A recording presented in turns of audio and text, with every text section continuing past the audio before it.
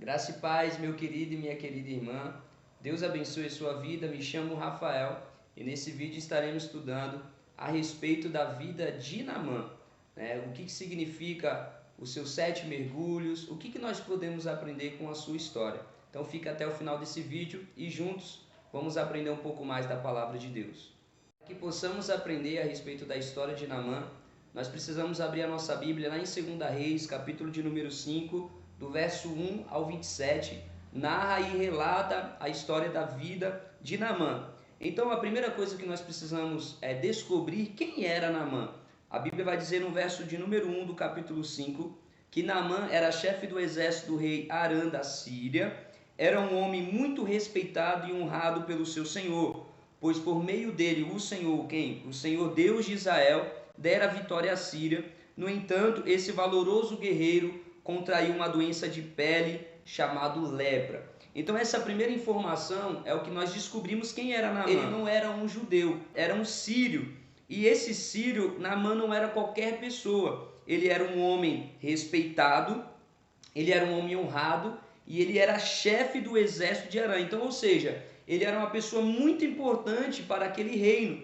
Ele era uma pessoa muito honrada. Por quê? Porque ele tinha resultado, porque ele trazia vitórias ao seu povo. E quem dava vitória a Naamã? Era o Senhor Deus de Israel. Por que Deus permitiu que Naamã, que era um inimigo do povo de Deus, tivesse vitória sobre o seu povo? Porque o povo de Deus, que representava ali a capital Samaria, Israel, estava em desobediência com o Senhor, né? Através de Acabe, Jezabel, vindo ali aquela corrupção de pecado, idolatria e tudo mais. Acabou-se que o Senhor trouxe por meio da Síria castigo ao povo de Deus. Então Deus permitiu, o Senhor, o Deus de Israel, permitiu que Naamã tivesse vitória sobre o povo dele, a quem o Senhor tinha escolhido. Que nós precisamos deixar grifado na nossa mente e cravado ao nosso coração que Naamã não era judeu, não era sírio.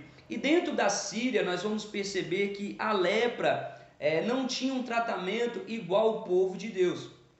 No povo de Deus, lá em Samaria, em Jerusalém, Judá, em Israel, a lepra era uma doença que era considerada uma maldição, alguém que pecou, alguém que estava impuro. Se os irmãos lerem comigo lá em Levíticos capítulo de número 13, verso 45, a Bíblia irá nos informar que alguém que estivesse com lepra, essa pessoa ela tinha que ser expulsa, ela tinha que viver fora do arraial, fora da cidade, assim como aconteceu com Miriam. Não sei se você lembra sobre isso, quando Miriam e Arã travam uma conspiração contra Moisés. A Bíblia vai dizer que Deus permite que Miriam contrai lepra e vive fora da cidade por alguns dias, como castigo de sua desobediência e conspiração contra o seu irmão. Dentro disso, nós vamos perceber que em Levíticos capítulo de número 13, a lepra era algo terrível, era algo que precisava ser mantido fora do arraial do Senhor. Por quê? Porque a lepra é algo contagiante, a lepra é um mal, né? Então dentro disso, aquele que estava leproso dentro do povo de Deus, dentro da cidade de Deus, ele tinha que gritar: impuro, impuro, com suas vestes rasgadas e ele andando sem cortar o seu cabelo. Ou seja, para que cada pessoa que ao avistar essa pessoa com lepra, ó, ali há um problema, eu não posso ficar perto porque senão eu vou ser contagiado. Então nós vamos perceber que dentro do arraial do Senhor, dentro do povo de Deus, tá? A lepra tinha problema. Quando nós olhamos para a história de Naamã, Naamã não era um judeu. Então nós vamos perceber que Naamã, apesar de sua posição, apesar dos seus privilégios, de ser um homem honrado, respeitado, que a lepra dentro do reino da Síria não era tratado dessa maneira que era tratado dentro do arraial do Senhor. Então essa é a informação que eu quero que você grave no seu coração. Aquilo que não tem problema na Síria, tem problema dentro do arraial do Senhor. Vamos observar que a lepra de Naamã não tirou dele os seus privilégios. A Bíblia vai dizer que ele se comunicou com o rei e o rei permitiu-se que ele fosse enviado a Israel, permitiu-se que ele fosse buscar cura, e foi algo que foi tratado como se fosse algo normal, algo comum, que naquela época tinha isso, era comum essas doenças, mas no povo de Deus não era. Então, trazendo uma comparação, a Síria é o mundo e Israel igreja, aquilo que para o mundo não tem problema, lá na igreja tem problema. O que é isso, Rafael? O que você está querendo nos dizer com isso? Aquilo que lá no mundo não é pecado, adultério, fornicação, prostituição, cada um tem a sua verdade, né? Cada um diz o que acha que tem que viver, né? Cada um fala, não, eu acho que essa é a minha verdade, então eu vivo com essa verdade. Lá na igreja não. Lá na casa do Senhor, com o Senhor, quem manda é Ele. Quem fala é Ele, quem ordena é Ele, não é eu, não é você. Quem manda é o Senhor. Então o problema, querido, ele serve para ser solucionado.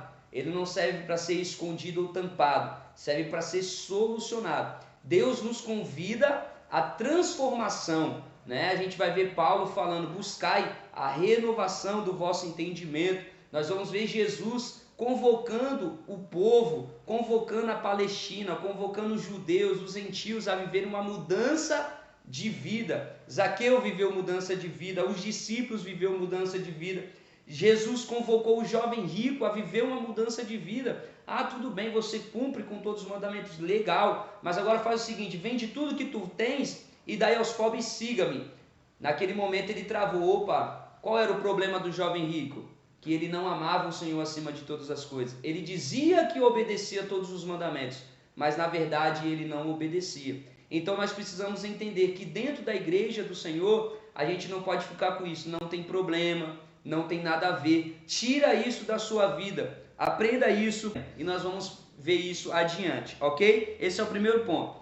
O segundo ponto que a gente aprende com a história de Naamã é que através de Israel ser levado cativo pela Síria, houve uma menina que foi levada para trabalhar dentro da casa de Naamã. Então o segundo personagem importante da história de Naamã é uma menina que ela tem uma palavra, ela não tem nome, não tem honra, não tem privilégio, ela foi ali levada para ser escrava, mas mesmo numa situação difícil, mesmo numa situação de prisão, longe da sua família, longe da sua nação, ela não deixou de pregar a palavra que ela carregava. O que nós aprendemos com isso? Que a palavra que nós carregamos é mais importante do que a situação que nós estamos vivendo. Então a menina, mesmo em situação que ela não queria estar, ela pregou a palavra que ela carregava. Ela pregou uma palavra que para o que está fora traz esperança e para o que está dentro traz um despertamento. Então guarde isso. O segundo ponto é, nós carregamos uma palavra que para os que estão fora é uma palavra de esperança para a transformação e para os que estão dentro é uma palavra de despertamento. A menina então fala, patroa, quem me dera se o meu senhor procurasse o profeta que está lá em Samaria, ou seja, ela está levando uma mensagem, ela está levando uma palavra de esperança, que essa esperança vai trazer transformação na vida de Naamã. Então nunca, querido, deixa de anunciar a palavra que Deus colocou no seu coração. Qual é a palavra que Deus colocou no seu coração? Jesus, os feitos dele na sua vida, o evangelho, a palavra de Deus. Quando nós anunciamos que o Senhor pode fazer, que o Senhor realiza, a gente acende a esperança no coração daquele que está fora, que nunca teve um contato com o Senhor, né? Um incrédulo, uma pessoa que está aprisionada pelos seus pecados, pelo mal, como Naamã estava, a gente traz esperança para ele. Mas também a palavra dessa menina, através de Naamã indo até Israel, vai trazer um despertamento. Por que, irmão Rafael, despertamento? Porque o rei de Israel, ele estava desprezando o profeta Eliseu. Ou seja, a menina estava fora do arraial, quem estava fora estava dando mais valor para o que estava de dentro do que até mesmo aquele rei que estava ali diante de Eliseu. E não é assim que acontece muitas das vezes hoje? Por isso que o povo de Israel estava vivendo daquela forma. Quando a gente rejeita a palavra do profeta, a gente está rejeitando a palavra que vem da parte de Deus. Então, querido, nós precisamos tomar muito cuidado, porque é isso que tem acontecido nos nossos dias.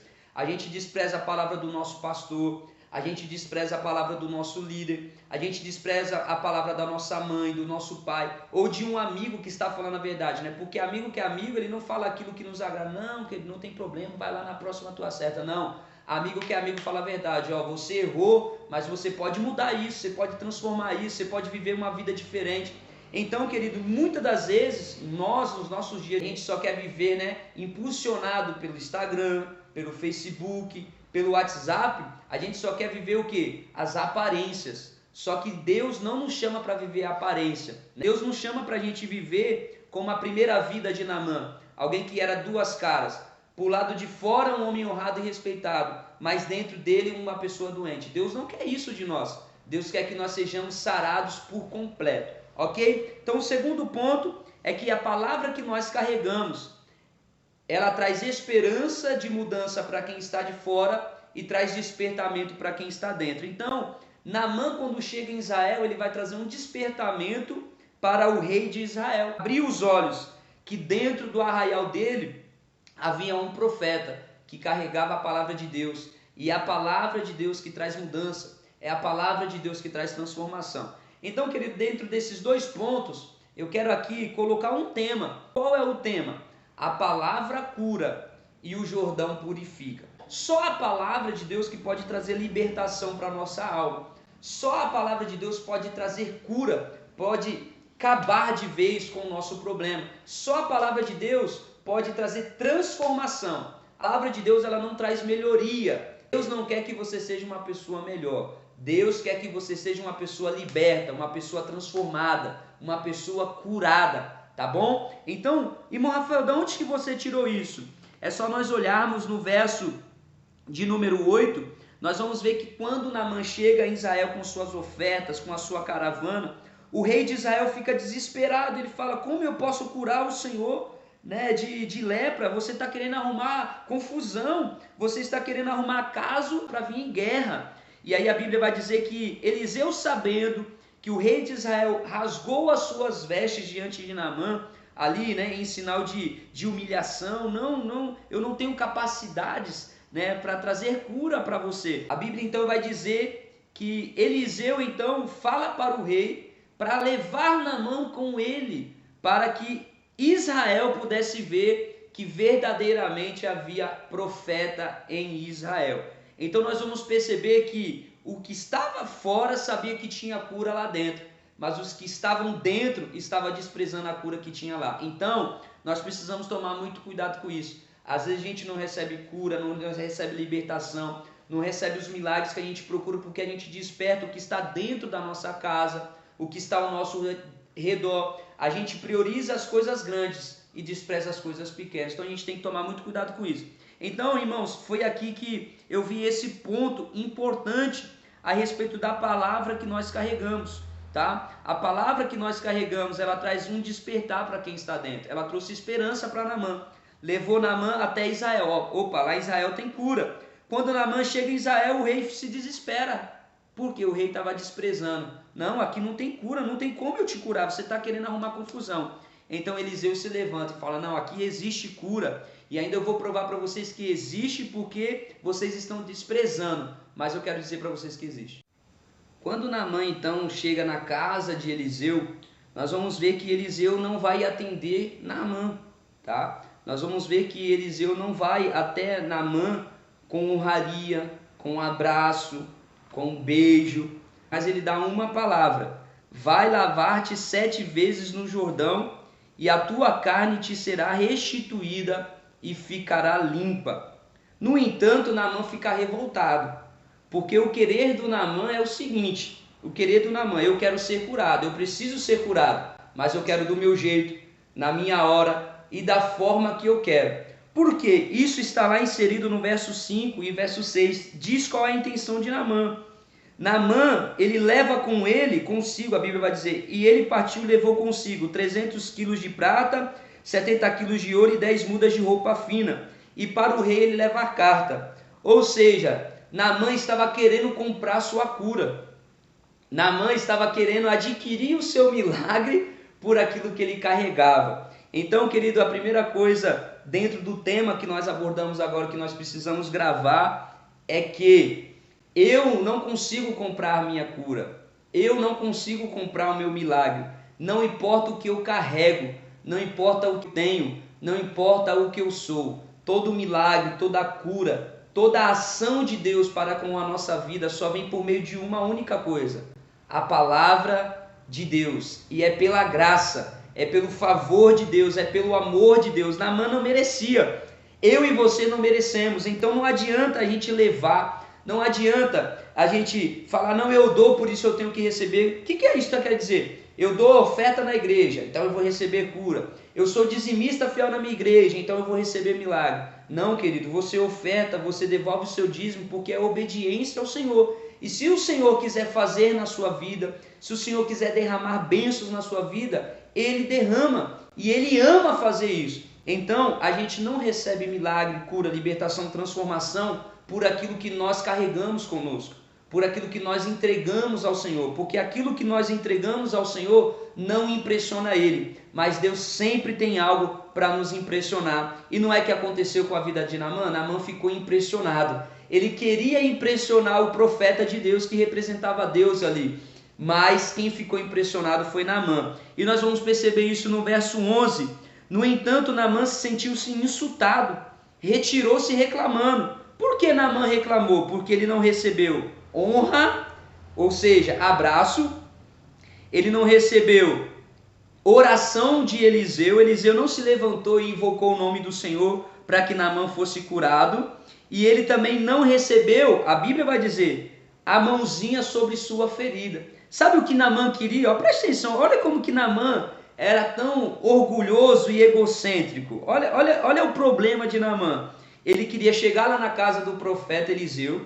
Olha como ele era. Cheio de oferta, cheio de roupa. Opa, isso aqui vai me garantir minha vitória. Se o profeta me receber com um abraço, me receber com oração e passando a mão no meu problema, eu vou ser curado, top, e ainda vou e abençoo a vida dele. Só que o que aconteceu? Quando Naamã chega lá na casa de Eliseu, Eliseu nem recebe. Por quê? Porque se lá na Síria não tem problema, aqui tem problema. Se Eliseu vai até Naamã e toca em Naamã, abraça Naamã, olha aqui, que a gente falou lá no início do vídeo, confirmando isso aqui. Se Eliseu vai lá, a Bíblia vai dizer que Eliseu também se tornaria impuro, porque aquilo que Naamã carregava era algo que era contagioso. Então Eliseu não poderia chegar lá. Eliseu sabia como que funcionava dentro da casa de Deus. Então Eliseu chega e mostra para Naamã, aqui não funciona do teu jeito. Se lá na Síria funciona do teu jeito, você faz o que quer e sobra tempo, aqui não. Aqui quem manda é o Senhor, aqui quem ordena é o Senhor, aqui quem fala é o Senhor, aqui quem opera é o Senhor.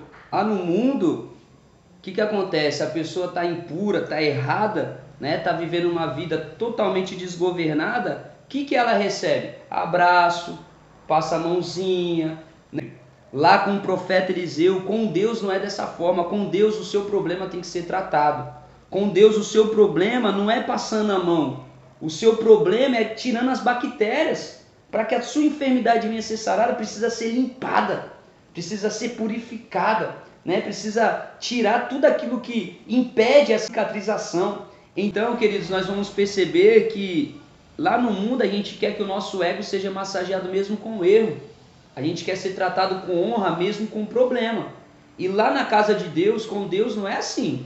A gente está com problema, não tem honra para você. A gente está com situações que precisam ser resolvidas, não tem como te dar abraço. Tem que te falar coisas que vai trazer mudança na tua vida. E aí Eliseu falou, e aí Naamã fica bravo, fica irritado, ele não esperava aquilo, a sua expectativa não era essa, mas Deus vai surpreender Naamã. Por quê? A Bíblia vai dizer então que os seus servos, Naamã virando as costas e indo embora, falando, eu não vou fazer isso não, pô. Tem tantos outros rios para me mergulhar, porque eu vou mergulhar logo no Rio Jordão, que é o mais impuro, de todos os rios, é o mais poluído. E aí nós vamos perceber que o problema de Naamã não era os rios, o problema de Naamã não era as águas, o problema de Naamã é que ele era, olha, presta atenção nisso aqui, eu até escrevi aqui, Naamã era submisso, ele obedecia para receber honra. Então aquilo que trazia honra para Naamã, o que era? Guerras, lutas, batalhas. Ele ia com sangue nos olhos, eu faço tudo o que é preciso. Eu não guardo energia para aquilo que me traz honra. Mas quando é para me ser submisso para aquilo que me traz cura, aí eu já tenho problema, eu já tenho dificuldade. Então, eu sou submisso, eu respeito o meu pastor, eu respeito o meu líder, eu respeito o meu pai, minha mãe, eu respeito o ambiente que estou, meus amigos, colegas, respeito pessoas que têm uma liderança sobre mim, quando aquilo vai me trazer honra, quando aquilo vai me trazer algum benefício, algum interesse próprio. Mas quando é para me obedecer aquilo que vai me trazer mudança de vida, transformação, logo eu trato aquilo como algo que está vindo contra mim. Não, isso aqui não é para mim. Né? Descer no Jordão não é para mim. Eu não posso descer no Jordão. Olha quem sou eu. Né? Então a gente não mede esforços para ser submisso ao que traz honra, mas a gente tem energia para aquilo que traz cura para nós. A outra coisa também, querido, que é legal, é que não importa a forma que eu quero ser curado. A pergunta é, você precisa? Então quem precisa, ele não tem forma, ele não mede esforços de quando e onde. Ele quer, ele precisa. Então ele faz aquilo que Deus está mandando ele fazer. Então, querido Naamã, ouve a voz dos seus servos e fala. Está lá no verso 13 o que eu falei para vocês. Mesmo que o profeta te houvesse ordenado algo difícil, não terias realizado? Olha que legal, né? Naamã, ele dá honra para as coisas as grandes, né? As coisas que traz, olha lá, Naamã derrotou tantos, olha lá. Mas uma coisa simples, Naamã ele não queria fazer. Talvez seja assim na minha vida e na sua vida. Às vezes a gente dá importância para um monte de coisa, mas menos para as coisas simples. E a Bíblia nos ensina, querido, de diversas coisas, que as coisas mais simples são bem mais importantes que as coisas grandes, ok? Vamos lá então para os 7 mergulhos de Naamã. Por que Naamã teve que mergulhar 7 vezes? Uma pergunta interessante para você. Você já pensou sobre isso? Por que Naamã teve que mergulhar 7 vezes? E aí eu fui perguntar e pesquisar por que 7, né? Então a Bíblia vai nos informar que o número 7 na Bíblia, ele representa Deus e sua ação na terra. Então toda vez que Deus trouxe uma ação na terra que mudou o ciclo dela, aparece o número 7. Isso em diversas passagens. Então, por exemplo, o 7 aparece quando o Senhor criou os céus e terra. A terra era sem forma e vazia. Deus foi lá com 7 dias, ele construiu toda essa beleza, né, que a gente tem, toda essa criação, né, fora do comum, sem palavras que nós temos para dizer sobre a lua, as estrelas, os animais, a nossa vida, né, a galáxia, né, todo o planeta Terra Deus criou em 7 dias. 6 ele construiu tudo, no 7º ele descansou. Então isso, né, quando aparece lá 7 dias, Deus e a sua ação na terra, mudando-se o ciclo, algo que era informe, agora passa a ter forma. Com 7 dias depois de alguns pecados de Saul, Saul perde o seu reinado ao sacrificar e Davi assume um reinado que era perpétuo, que viria Jesus. Está lá em 1 Samuel capítulo 13, verso 8 ao 15 vai dizer isso. Por causa de 7 dias, por Saul não esperar, ele perde todo o seu reinado, ele perde, tá, todo o seu governo e passa para Davi. Então houve uma mudança de ciclo. E quem trouxe essa mudança foi Deus, provando que o homem não está no controle, e sim é o Senhor. Também com 7 dias, ou múltiplos de 7, foi a transformação ali, como Josué na derrota de Jericó. Houve uma mudança de ciclo para que o povo pudesse possuir a terra que Deus prometeu. Josué com o povo, com a nação, precisava rodear 7 vezes a cidade de Jericó, os muros de Jericó, e na 7ª volta ele tinha que dar mais 7 vezes. Então houve uma mudança de ciclo, uma mudança de transformação, e aí a ação de Deus agindo ali em favor do povo. Também, querido, com múltiplos de 7, a Bíblia vai dizer lá em Mateus do 1 ao 17 sobre a genealogia de Jesus. De Abraão até Davi foram 14 gerações, de Davi até o exílio babilônico 14 gerações, da Babilônia até Jesus 14 gerações, ou seja, múltiplos de 7. Deus trabalhando na terra, Deus agindo na terra, mostrando que Ele está no controle de todas as coisas. Também lá em Apocalipse vai dizer sobre os 7 castiçais, 7 igrejas, 7 selos, 7 trombetas, as 7 taças lá em Apocalipse. Então o número 7, ele é um número muito importante na Bíblia, porque ele é um número que representa Deus e sua ação na terra. Também nós vamos ver lá em Daniel também sobre as 70 semanas. Então o número 7 é muito importante. Então por que o número 7 está inserido aqui na vida de Naamã? E dentro dos estudos, apoiando-se, querido, em todas essas passagens, apoiando em todas essas verdades que passei para você, o que Deus estava querendo trabalhar na vida de Naamã? Deus primeiro estava, através dos 7 mergulhos, se revelando a Naamã, mostrando-se real a Naamã. Naamã, que era um cara incrédulo, Naamã, que dentro do seu reino era idolatria, agora ele passa a crer em Cristo Jesus através dos seus 7 mergulhos. E segundo, Deus não curou apenas Naamã de lepra, mas Deus curou o seu coração, libertou ele totalmente do governo da Síria sobre ele. Ok? Então aqui eu finalizo porque Naamã teve que mergulhar 7 vezes, e trazendo aqui um bônus para você desse estudo, eu quero trazer aqui 7 coisas que representam os mergulhos de Naamã. Então cada mergulho de Naamã representa uma coisa. Então, querido, a cura de Naamã, ela não veio pelos mergulhos que ele deu no Rio Jordão. Calma aí, Rafael, não estou entendendo. A cura de Naamã, ela não vem pelo Jordão.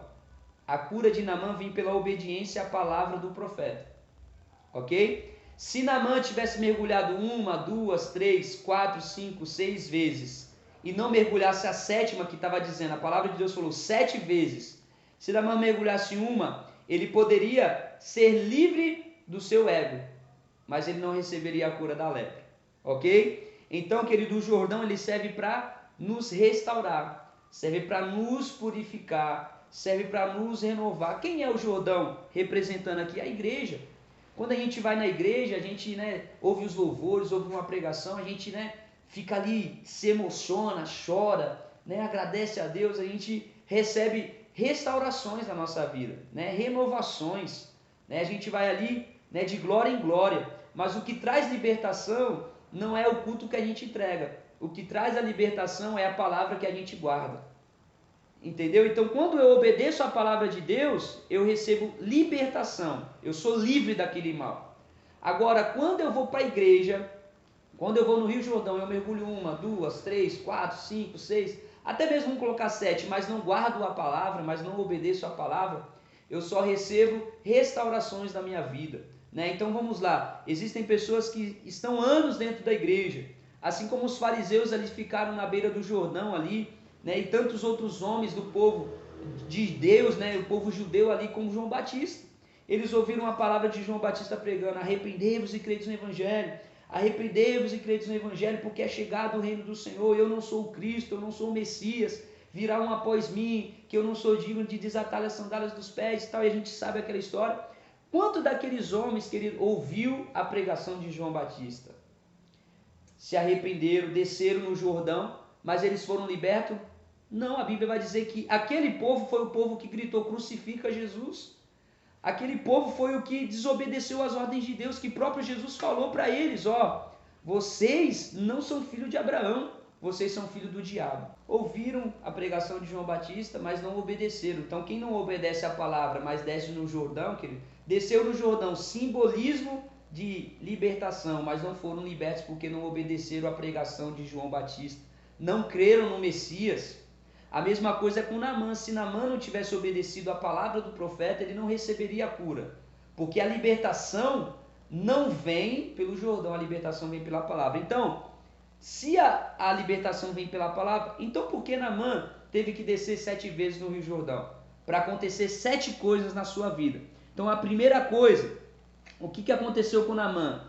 Naamã desceu com senhorio e levantou como servo. Então, o primeiro mergulho de Naamã representa quem está no controle, tá bom? Então, Naamã ele vai descer, e na medida que ele desce no seu primeiro mergulho, o seu coração estava recebendo uma palavra, tá? Estava recebendo uma restauração. Não sou eu que estou no comando, não sou eu que controlo a minha vida, quem controla a minha vida é o Senhor. Então, desce uma pessoa com senhorio e levanta uma pessoa como servo. Desce um líder e levanta um liderado.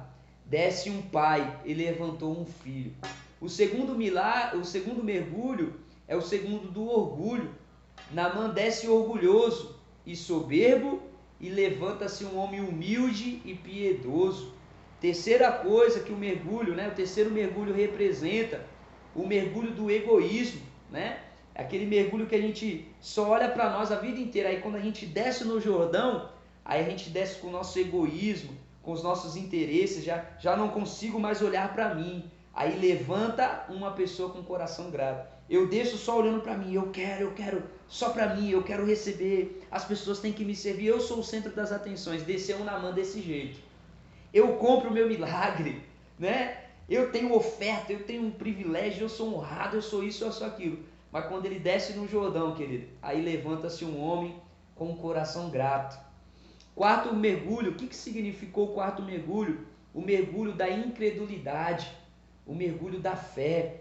Desceu um incrédulo, só acredito vendo, né? Só acredito se eu pegar, só acredito se eu mereço, né? O incrédulo é isso, eu mereço o meu milagre. Então tudo que eu recebo eu planto, né? Eu conquistei, isso é um incrédulo, né? Um incrédulo que fala, eu conquistei o meu milagre, eu que conquistei a minha vitória, né? Rejeita totalmente a ação de Deus na sua vida, não tem um coração grato. Então desce um Naamã que é um homem que ele trata dentro do seu coração, sou eu, sou eu, sou eu, e levanta um homem agora cheio de fé, que agora ele fala, eu recebi do Senhor, foi o Senhor que fez, foi o Senhor que curou, não sou eu que faço, é o Senhor que faz, né? Às vezes a gente está assim na igreja, né? Eu prego, eu ensino, eu faço isso, louvo, eu que louvo, eu que trago a ação de Deus aqui. Não, meu irmão, tu não faz nada, precisa descer no Jordão, porque na medida que você desce no Rio Jordão, você se levanta dizendo, não sou mais eu, mas sim é o Senhor. Assim foi com Paulo, Pedro e tantos outros, né? Desceram várias vezes no Rio Jordão. Deus precisou, ó, desce lá, meu filho, para você, né, entender como é que funcionam as coisas. Não é mais você, mas sim eu em você. O quinto mergulho representa a valorização, tá? Aquilo que nós valorizamos, tá? Então desce alguém que valoriza e persevera em coisas grandes, mas despreza as coisas simples. E agora levanta um homem que agora em tudo que ele olha, ele valoriza e é prudente, tá? Ele guarda. Naamã começou a viver com prudência. Naamã começou a valorizar cada coisinha, cada simples coisa, cada simples gesto, cada simples ação, ok? E o sétimo, agora é o sexto, né? O sexto mergulho representa, né, um homem que gosta de ser o centro das atenções, gosta de ser respeitado, mas não gosta de respeitar, tá bom? O sexto mergulho representa o mergulho do respeito. Desce um homem que gosta de ser respeitado, mas não gosta de respeitar. E levantou um homem que respeita o que os outros falam, o que é preciso e não o que agrada. Então, Naamã, quando ele chega diante de Eliseu, ele não respeitou Eliseu. Ele fala, e quem é Eliseu para falar para mim descer no Rio Jordão? Mas quando ele desce, querido, ele fala, realmente, caramba, o que eu estava fazendo? Eu precisava descer, cara, eu precisava respeitar o que ele está dizendo, ele tem a palavra de cura para a minha vida.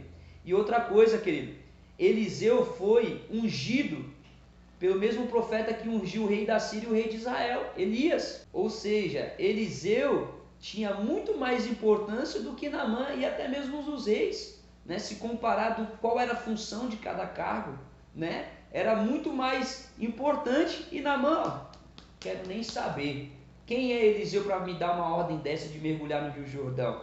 Mas aí ele desce dessa forma, eu quero ser respeitado, mas não respeito ninguém. Mas quando ele desce, querido, ele se levanta com o homem, eu respeito os meus servos, eu respeito Eliseu, eu respeito o meu rei e principalmente eu respeito o meu Senhor, que é o Rei dos Reis, Senhor dos Senhores. E o sétimo mergulho, querido, representa o mergulho da purificação, o mergulho do milagre, o mergulho da vitória.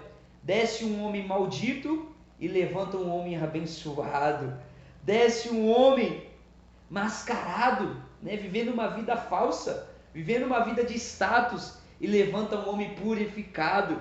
Desce um homem idólatra e levanta um grande adorador do Senhor, dizendo para Eliseu, agora que eu recebi minha cura, Eliseu, eu nunca mais vou adorar aos deuses da Síria, mas agora só vou prestar culto ao Senhor Deus de Israel. Então desce um idólatra e levanta um vitorioso, que não foi apenas livre da lepra, mas foi livre de toda a escravidão que havia dentro da sua alma e do seu coração. Esse é o estudo da vida de Naamã. Querido, eu espero que você seja edificado muito por essa palavra. Compartilhe ela, comente o que você achou desse estudo, nós estaremos fazendo muito mais. Curte, para que através do seu like, querido, não é que eu quero isso, tá? Não é para agradar o Rafael, é que através do like, através do comentário, através dos compartilhamentos, esse vídeo chega para mais pessoas, né? O algoritmo do YouTube entende que as pessoas estão assistindo, que as pessoas estão dando valor ao que está sendo passado nesse vídeo, então ele me encaminha para mais pessoas. Então o que você vai fazer? Eu estou gravando esse vídeo e servindo você. E através do seu curtir, através do seu comentário, se inscrever e compartilhar, você vai servir a outros proclamando essa mesma palavra. Deus abençoe sua vida. Fique até o próximo vídeo aí, esperando ansiosamente. Um abraço.